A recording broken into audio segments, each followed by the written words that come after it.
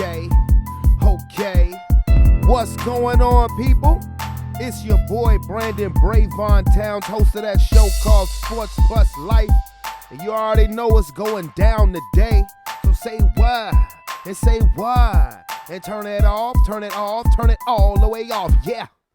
I'm going to tell you, I'm going to come up with a new jingle for Sports Plus Life. That's actually, in case you guys didn't know, and I'm sure, you know, those of you who actually listen, love you, that's one of my rap songs on a mixtape or album, whatever, that hasn't come out yet. But either way, how's everybody doing today? Again, allow me to reintroduce myself. My name is Brandon Brevon Towns. This is Sports Plus Life, that sports podcast where we talk about all the necessary hot topics in sports. And if you are a first-time listener, definitely don't hesitate to hit that subscription button and become part of the Sports Plus Life family. And I hope everybody's having a great day. It is an ugly day. Very rainy, wet day here in the Richmond, VA. But you know what? Let's get down to it. There are really only two subjects that need to be talked about today. I'm going to get into it in detail.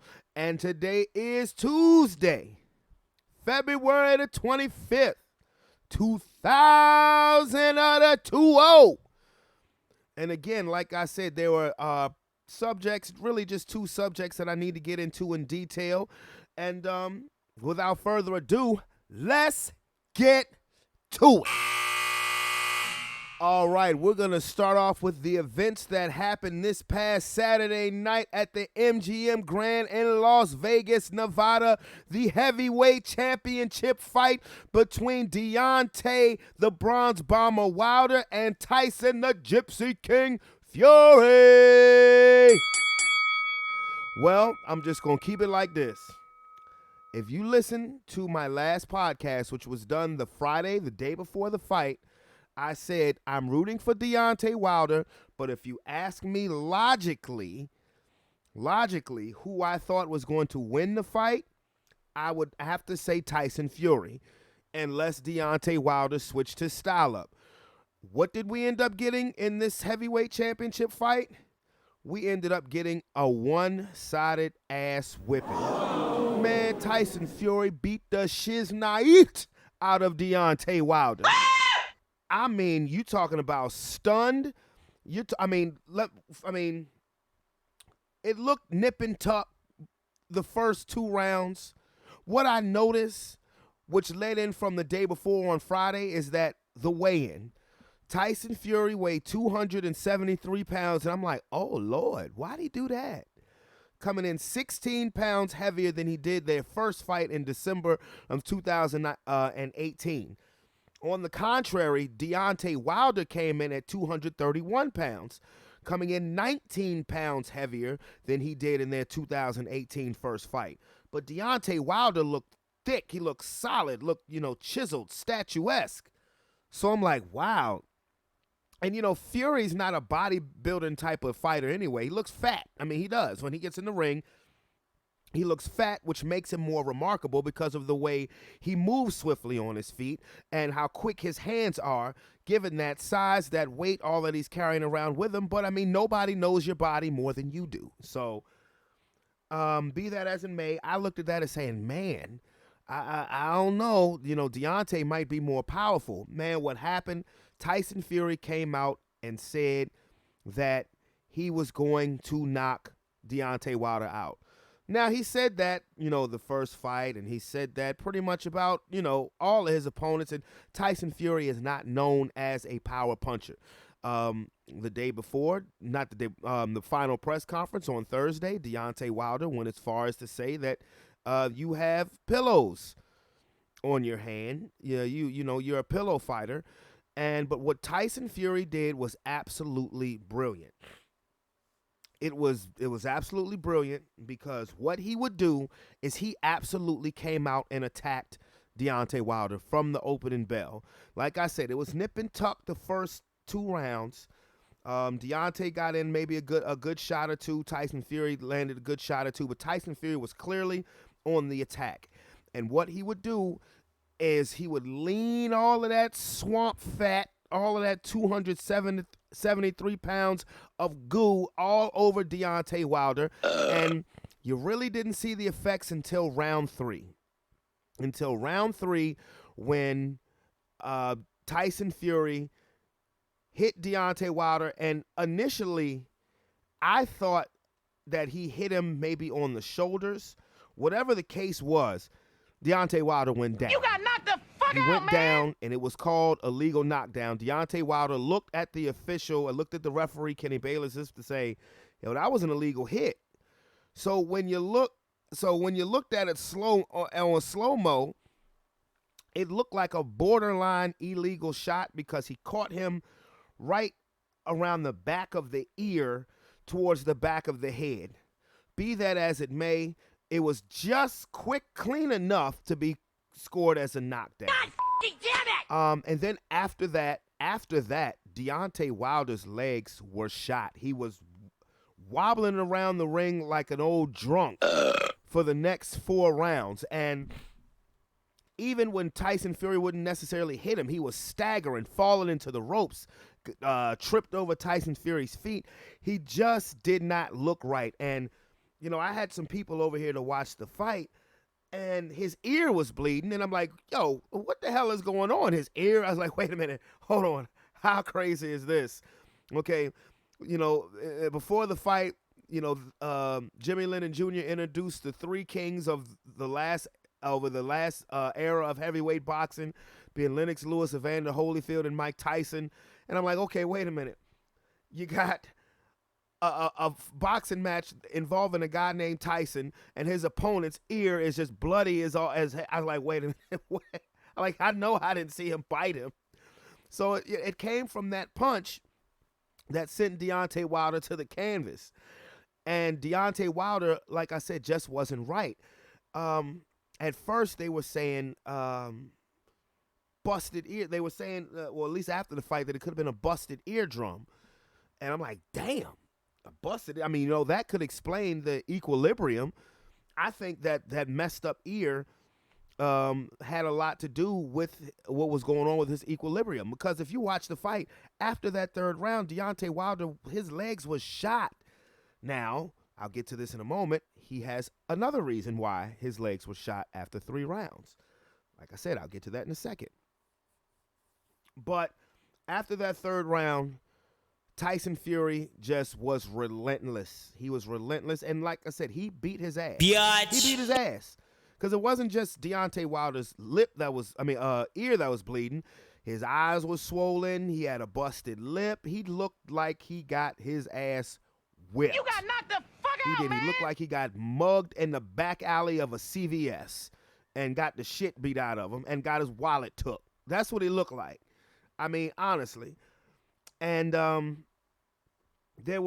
Tyson Fury again dropped him in the 5th round with a body shot. And this is why Deontay was just wobbling around looking helpless.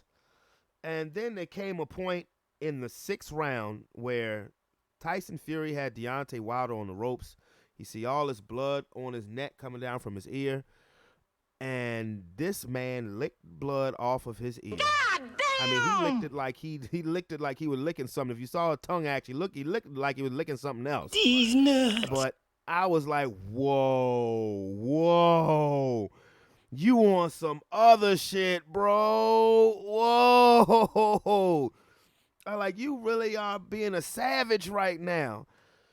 So needless to say, the next round, halfway through the round, Deontay Wilder gets trapped in the corner again, and Tyson Fury is unloading on him. And Deontay Wilder's corner, his trainer, Mark Breland, throws in the towel, stops the fight. Deontay Wilder was upset. He wanted to know why his corner stopped the fight. I would have at least given him at least to the end of that round, because I don't know if anybody paid attention, but prior to Kenny Bayless, the referee, stepping in to stop the fight, he did land a left hook that backed Tyson Fury up. Now you would think that Tyson Fury would have jumped right back on him, and, you know, it was just a matter of time. I don't think it was a bad move for his corner throwing in the towel. He was hurt. He was messed up. And if that time you thought he may have had a busted eardrum, you could have been now looking at permanent damage. What we've come to find out is that he just had to get a number of stitches on his ear, that it wasn't not indeed his eardrum, because initially after the fight they were saying that he was going to go to the local hospital in Vegas, to get that ear checked out. He ended up not going. It ended up not being needed, I guess because they gave him the stitches to his ear and the bleeding must have stopped. That's all well and good. The fact is that he got beat. He got his ass beat. Biatch. He did not change up his style.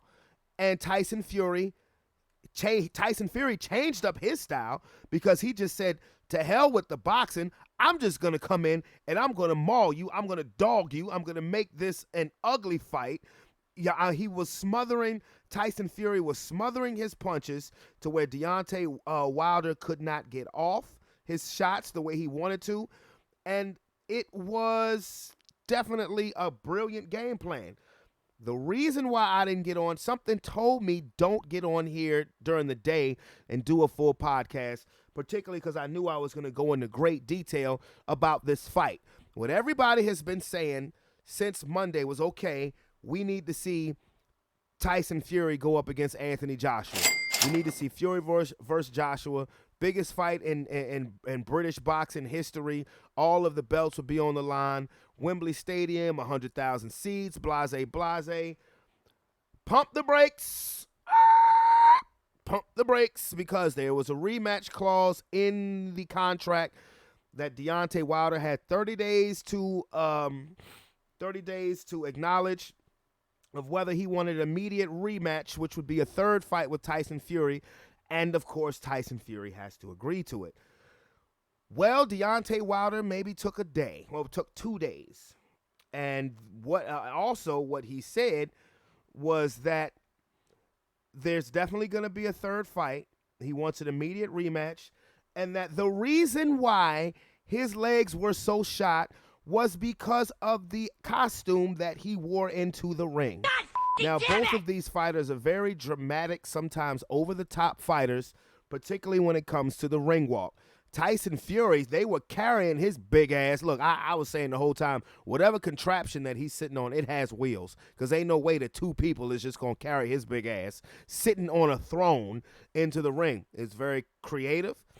And then Deontay Wilder came out with this costume, I guess trying to, a salute to Black History Month, but okay, yeah, that's cool.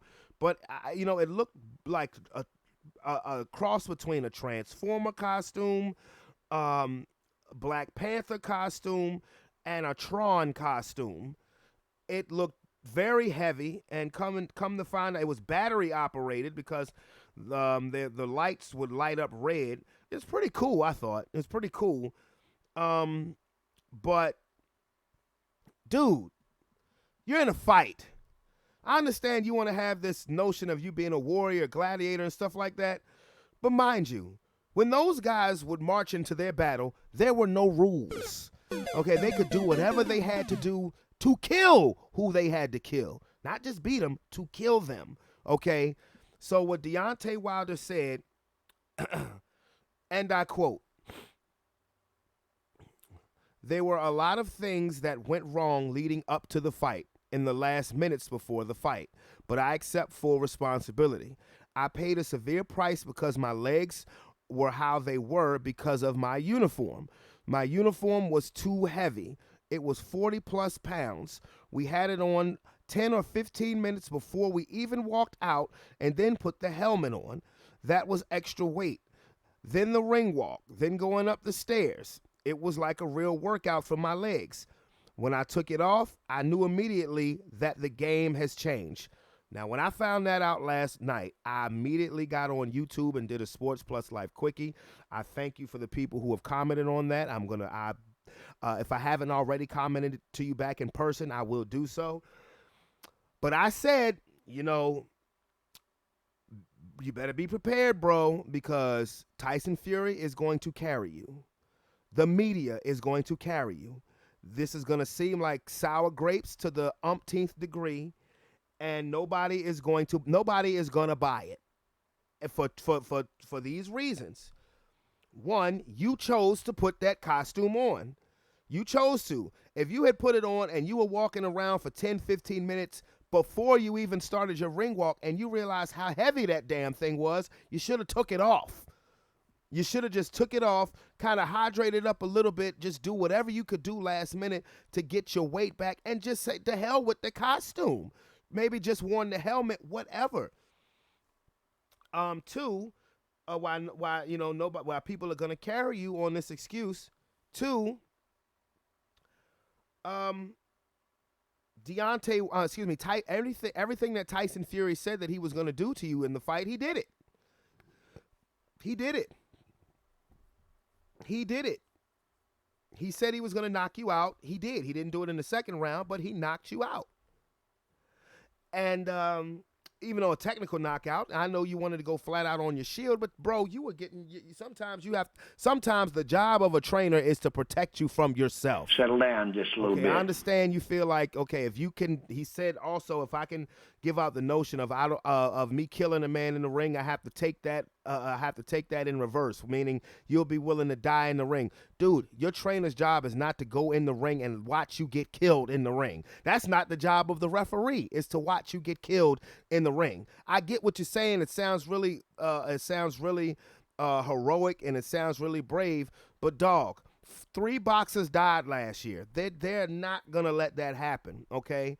You were getting the crap kicked out of you, okay? And another reason why is because you said right after the fight that you weren't going to make any excuses. Now it seems like you're making a lot of excuses, okay? And sure enough, I was watching Undisputed. Shannon Sharp roasted you. Skip Bayless roasted you. Stephen A. Smith roasted you. Max Kellerman roasted you.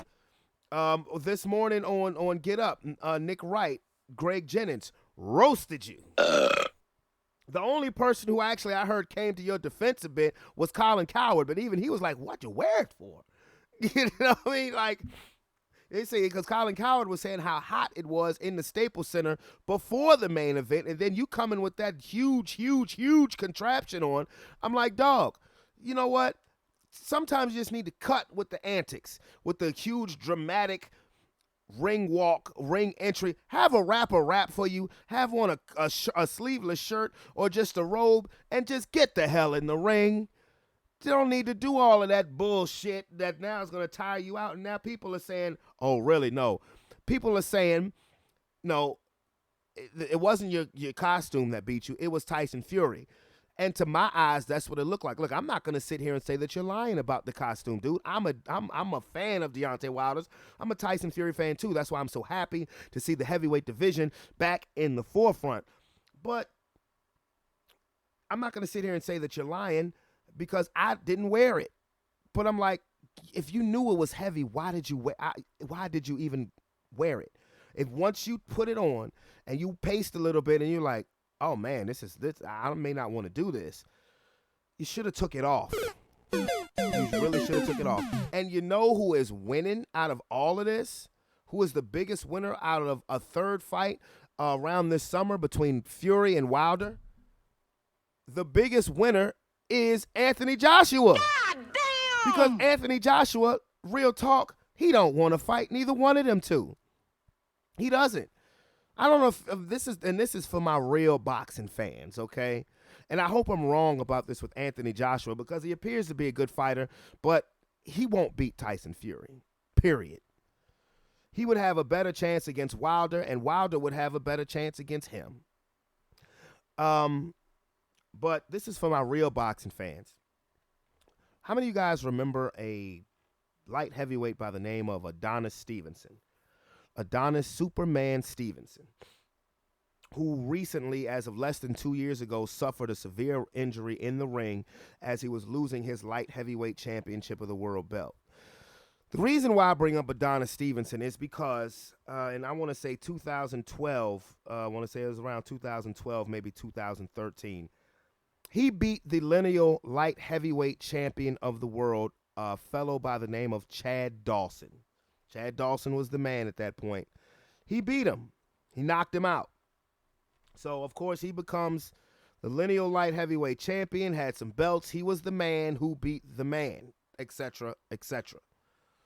But after that, when we wanted Chad Dawson to fight some of the upper echelon light heavyweights like a Sergey Kovalev or a Andre Ward or a Bernard Hopkins, even into his late 40s, he never did it. He took these cream puff mandatory fights with the sole purpose of hanging on to the belt for a few years. And nobody truly respected him, even though, you know, as being the man who beat the man, he was seen as the lineal light heavyweight champion. Nobody respected him as such because he would not step into the ring and take a chance and fight anybody. He did not get into the ring with Kovalev, Andre Ward, or Bernard Hopkins. I think the most dangerous opponent that he fought was Tavoris Cloud. And I say that because this is starting to remind, Anthony Joshua is starting to remind me of Adonis Stevenson, somebody who is just looking to hold on to the belt. Because if you wanted to fight Deontay Wilder, you could have did it 2 years ago and got a boatload of money. And I'm pretty sure that Anthony Joshua and Eddie Hearn are praying that Tyson Fury agrees to this third fight. I don't see why Tyson Fury wouldn't. Tyson Fury talking about fighting 2 more times and retiring. Hey, this is how you can do it, my man. You beat Wilder again, then you go and win the biggest match in Britain history and take all the belts against Anthony Joshua, and then chuck the deuces up, drop the mic, hang up your gloves, and have a nice day. That's how Tyson Fury can do it. But Anthony Joshua, I'm worried because if, you know, that somehow, some way, Anthony Joshua will find a way to skate out of that one.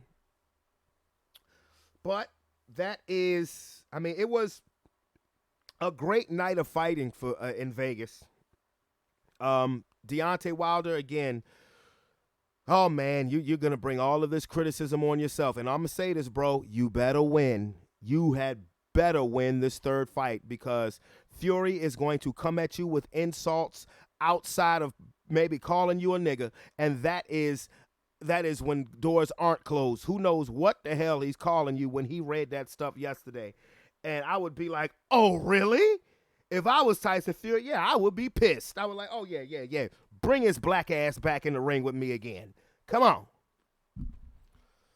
I mean, because honestly, if the costume, even if the costume was what weakened you, sometimes you just have to man up and just say, you know what? It's my fault I lost. Leave it at that. I want to exercise the rematch. And we're going to fight again. That's on me. Don't worry. Next time I'll take care of business. And if you beat him in the third time, then come out and say, you know, my costume from the second fight really messed me up weight-wise. But let that be after you have gotten your hand raised for beating him. This looks incredibly weak, my dude. This looks incredibly weak. So we will have Wilder versus Fury, or excuse me, Fury versus Wilder 3. And of course, they're going to get my money. They're going to get my money, you know, but I'm not going to bet against Tyson Fury, not after that, not after what I saw Saturday night. No. And another reason is all of Deontay Wilder's deficiencies came into play on Saturday night. The fact is that Deontay Wilder has little to no boxing skills. This is why I said he has to change up his game plan. He has to be busier. Deontay Wilder sits there and throws out the jab. Really, it's just a rangefinder to drop the right hand. The best fight where he showed discipline was his first fight against Berman Stavern when he initially won the WBC Heavyweight Championship of the world. He fought a disciplined fight, but it's easier to do that against a guy that's 4 or 5 inches shorter than you than it is against a guy who's 2 inches taller than you. But Deontay Wilder is not exercise any boxing abilities, no elusiveness to his game. It's simply jab, right hand, jab, right hand. He needs to work on his inside fighting, and he needs to work on his activity in the ring. How active he is just throwing punches, just making contact. Because Fury is there to be, he's there to be hit. He may be elusive, but his body is wide open. It is. Deontay Wilder needs to go back to the drawing board. If he's going to fight Tyson Fury again, okay, fine. But he has to go to the drawing board, and he has to be active, make contact, hit him in hit him in the stomach, hit him in the chest, hit him in the shoulder, hit him in the motherfucking forearm, whatever. He has to be active to slow that movement down, and he needs to go back down to about 215. And for God's sakes, no costumes. Wear a robe or a sleeveless shirt, or go Tyson and just don't wear any damn thing except maybe a towel. And Mike Tyson, that is. But anyway, boy, I tell you, boxing gets the blood going. Boxing gets the blood going here. I'm telling you. Now on to the next. On to the next subject that I wanted to talk about. Yesterday was also the memorial at Staples Center for Kobe and Gianna Bryant. This has been such a sensitive subject, sensitive matter, because the fact that I am such a Kobe fan, and that it really feels like I lost a family member. I wasn't sure of how much I was going to watch, just because I want, every time I say, you know what, I'm not sitting here saying that I'm over it, but, I've accepted it and things of that nature. When I actually sit down and think about it, I still haven't accepted it yet, and it's just tough. But yesterday was such a great service, to help with the healing process, to help with some kind of a closure. I can't say that there'll ever be any type of closure for Vanessa Bryant and her daughters, or even Kobe's parents. But it was a beautiful, beautiful ceremony. The who's who of basketball, entertainment, they rolled out the red carpet in a great homegoing service for Kobe Bryant. Beyonce sung, Christina Aguilera sung, Alicia Keys played the Moonlight Sonata. Jimmy Kimmel pretty much hosted it, and it was definitely some emotional speeches, and it was some laughter as well. First, I'd like to thank everyone for coming today. The outpouring of love and support that my family has felt from around the world has been so uplifting.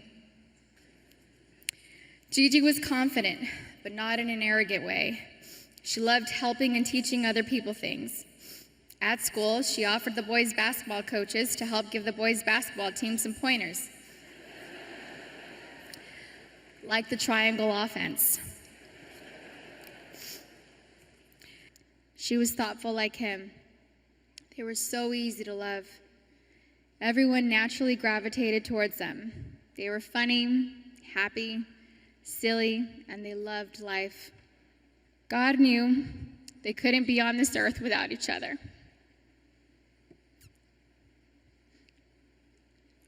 He had to bring them home to heaven together. Babe, you take care of our Gigi. And I got Nani, Bibi, and Coco. We're still the best team. We love and miss you, Boo Boo and Gigi. Now he's got me. I'll have to look at another crime meme for the next.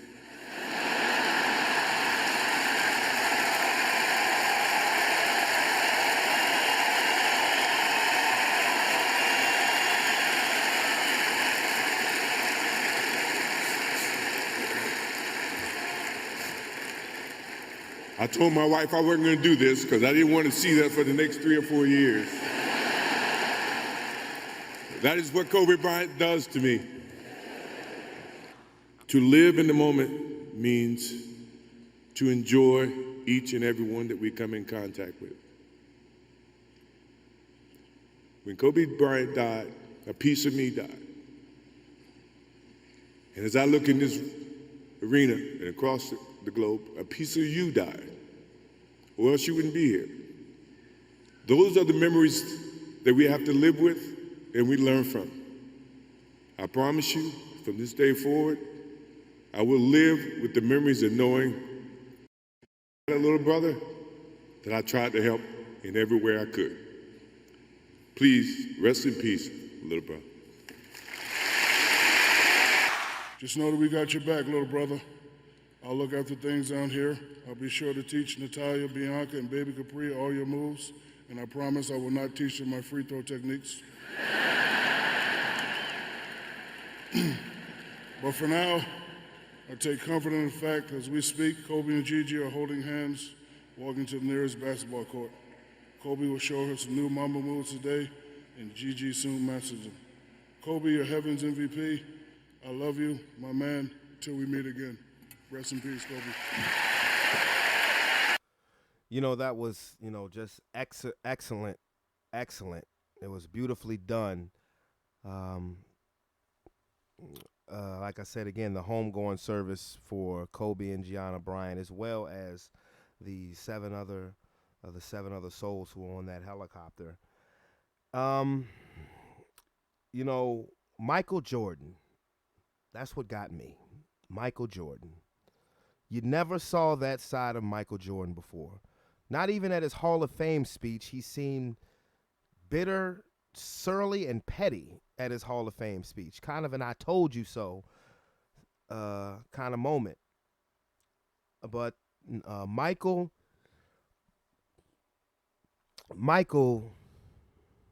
I think, brought it out of everybody. Because he came up to the podium pretty much crying his eyes out. And he nailed it.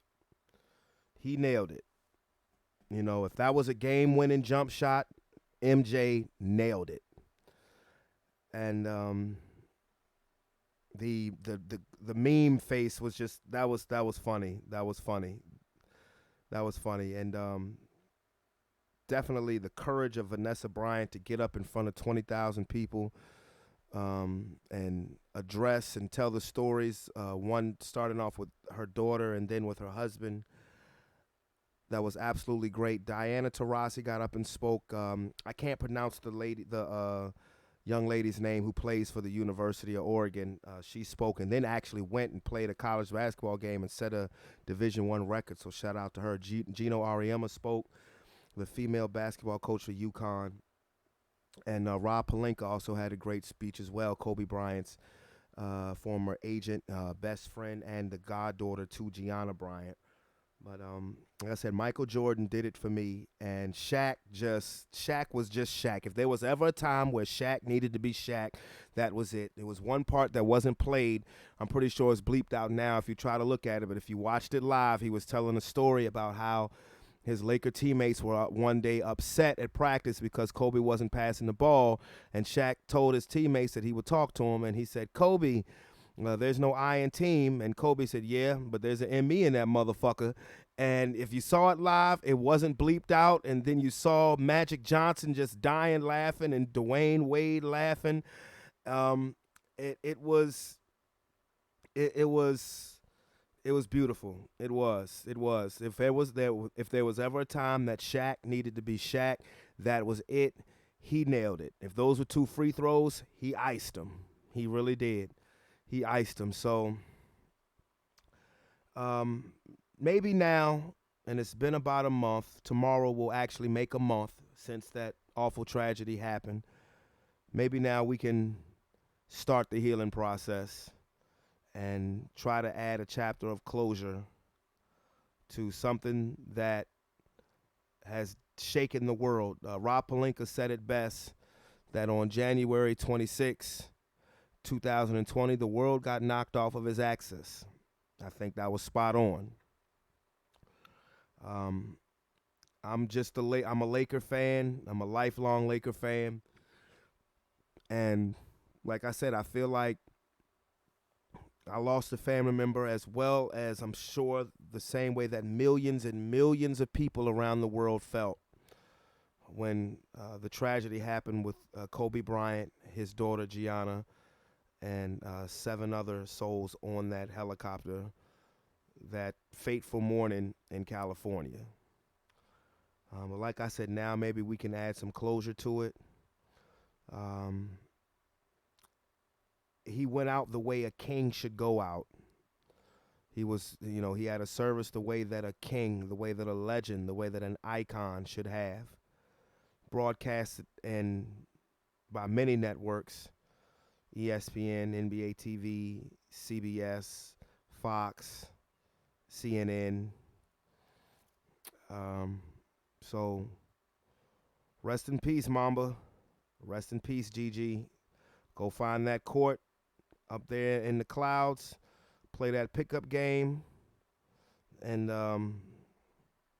tell all of those legends up there, there's a new sheriff in town on that basketball court. And with that being said, wet a buzzer. And I just wanted to touch on those two subjects today. Again, this is Brandon Brevon Towns. Again, if you have not yet subscribed to this show, definitely hit that subscription button. If you have any comments you need to leave, go ahead and leave them. I'll hit you back personally. This has been another episode of Sports Plus Life. I'll holler at y'all soon. I'm out. Peace.